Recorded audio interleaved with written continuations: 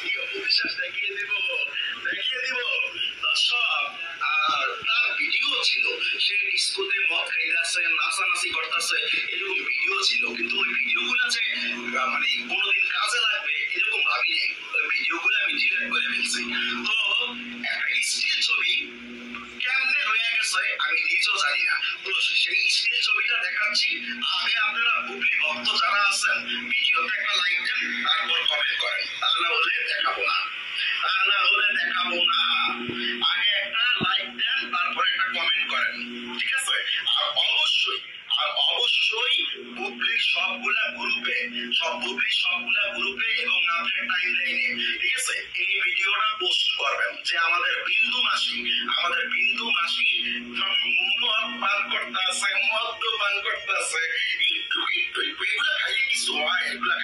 একটু মদ খাইলে কি হয় ভাই? একটু মদ খাইলে কি হয়? আপনারা এরকম করেন কেন? হ্যাঁ, এই ছবিটা দেখার দর্শক আছে না, লাইক দেন, কমেন্ট করেন। তাহলে দেখাবো না তো, লাইক দেন, কমেন্ট করেন, শেয়ার করেন, ঠিক আছে? তারপর দেখাবো। তো আমাদের অপু মাসি আমি কিভাবে বলি, আমাদের অপু মাসি মানে আমার কাছে যখন থাইল্যান্ডে গেছিল,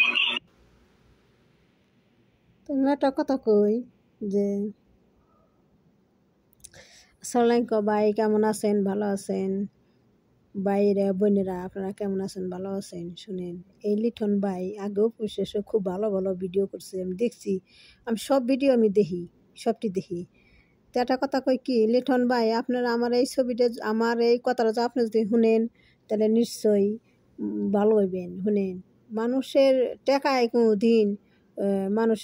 কোনো দিন কবরে যায় না। আপনি যে এই যে মানুষের কথা নিয়ে আপনি যে নানান ধরনের কথা কন, হ্যাঁ একটা মহিলা মানুষ, তারা যে আপনি এই ধরনের কথা কন। শুনেন, মানুষের যে আপনি ইউটিউব কামাই করেন, যে আপনি কন যে একটা কথা বাই করি, একটা খারাপ ধরনের কথা কন, কয়ে এরকম লাইক দেন, শেয়ার করেন, আপনি টাকা কামাই করেন নিগে আপনি বিভিন্ন ধরনের কি আপনি উপবিশ্বাসী কি এইসব কথা কি আপনি শুবে আপনি এইসব কথা কন?